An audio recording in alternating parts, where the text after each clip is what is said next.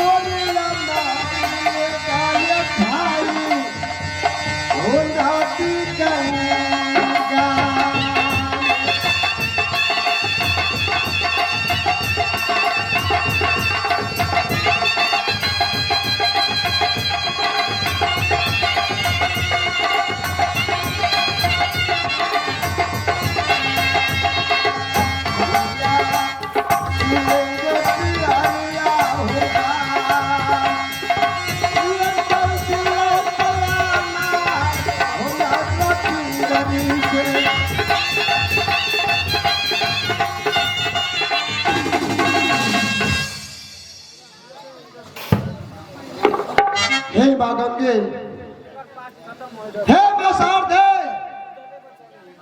कल तक मेरा चोरी का मैं इंतजार करूंगा। तेरे तट पर, तेरे शरण में उदल पुत्र की वियोग सहकर तेरे छत्र छाया में 24 घंटे बिताऊंगा।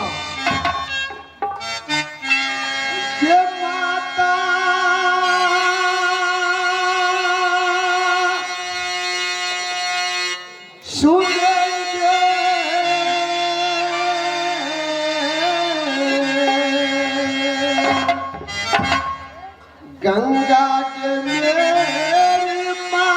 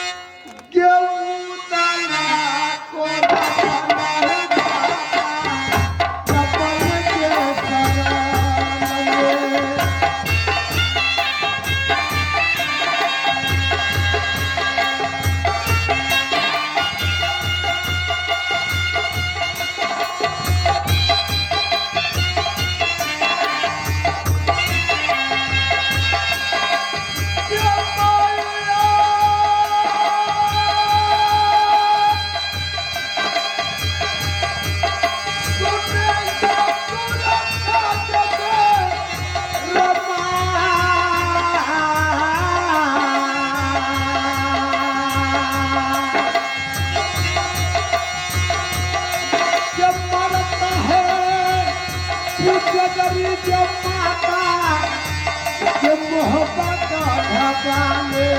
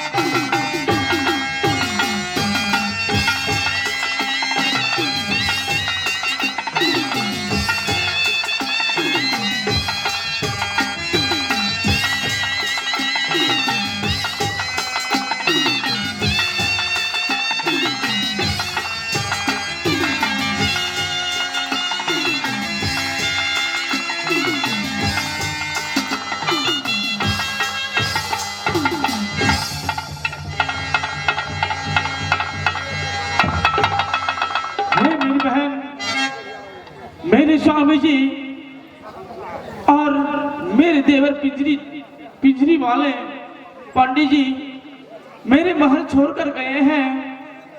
कोई किला में बैठक था ये कहकर, लेकिन अब तक वापस नहीं आए हैं। पता नहीं कई रोज हो गए, कब आएंगे मेरे स्वामी जी? कितना सता रहे हैं मुझे।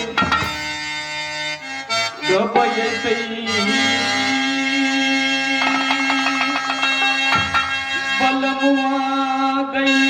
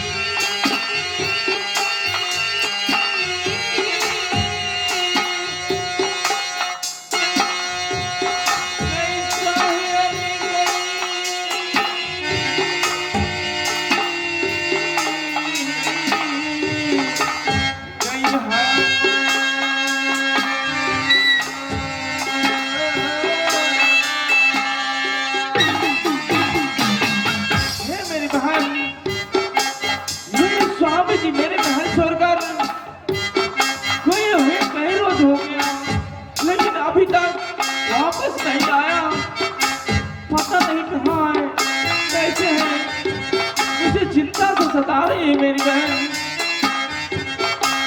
अपना बलमुआ गई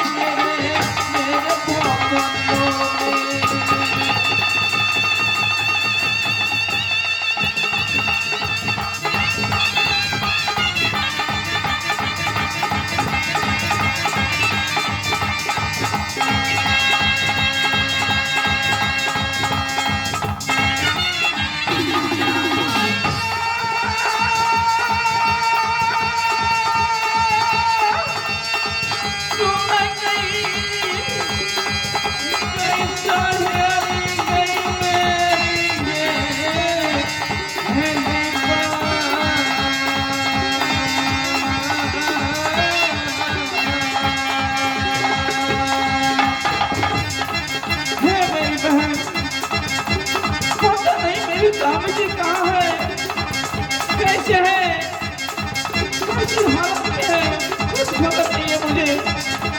मेरी भूतन में क्यों नहीं आती मेरी बहन?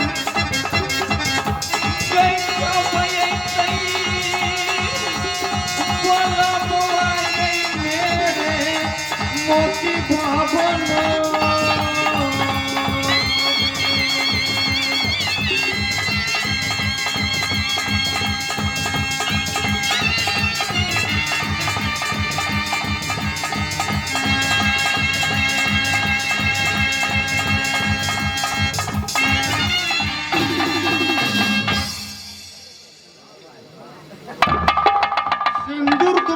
अमर रहेगी भाभी। हे देवर जी, क्या कारण है? आप मेरे मोती भवन छोड़कर तो दोनों जोड़ी साथ साथ में गए थे, लेकिन आज अकेले वापस आए, कारण क्या है? हे देवर जी, हे जी बचन चल मन बाउर देखे, हो चेहरा के लाल